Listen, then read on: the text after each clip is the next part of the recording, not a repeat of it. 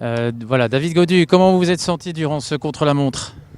Euh, on va dire que c'est pas si mal, je pense, pour un mec qui est tombé 2 fois au Stradé il y a 2 jours. Fait 3 fois en 10 jours, donc ça allait pas si mal. Après, le temps, c'est le temps, mais voilà, ça fait presque maintenant 3-4 semaines que j'ai pas couru. Donc là, il me fallait au moins ce départ sur Tirreno. J'aurais préféré que ça soit avant-hier sur l'Estradé, mais ça en a voulu autrement. Donc voilà, je pense que c'est pas mon meilleur chrono de ma vie, mais c'est pas non plus le plus catastrophique. Donc voilà, c'est quand même de bon augure vis-à-vis de la semaine qui arrive. Donnez-nous un petit peu des nouvelles de votre état physique, parce que bon, 2 chutes durant les stradés, plus celle à l'entraînement, ça commence à faire beaucoup. Ouais, après souvent j'en prends 3 dans l'année, là j'en ai pris 3, donc on va dire que peut-être que le sort va arrêter de s'acharner, en tout cas pour ce début de saison. Mais voilà, encore un peu, forcément on est un peu rouillé, hein. 48 heures après on dit souvent que c'est le pire moment pour les chutes, donc voilà, ça fait 48 heures.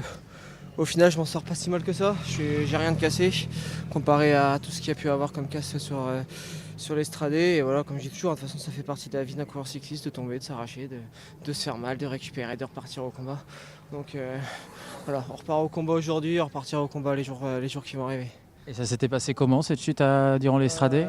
La première, chute massive dans le 4e secteur, où on peut pas s'arrêter sur le gravier, était tellement sec, c'était énormément d'équilibrisme, mais j'ai pas réussi, j'ai pas pu m'arrêter tout simplement parce que j'ai pas pu m'arrêter et voilà.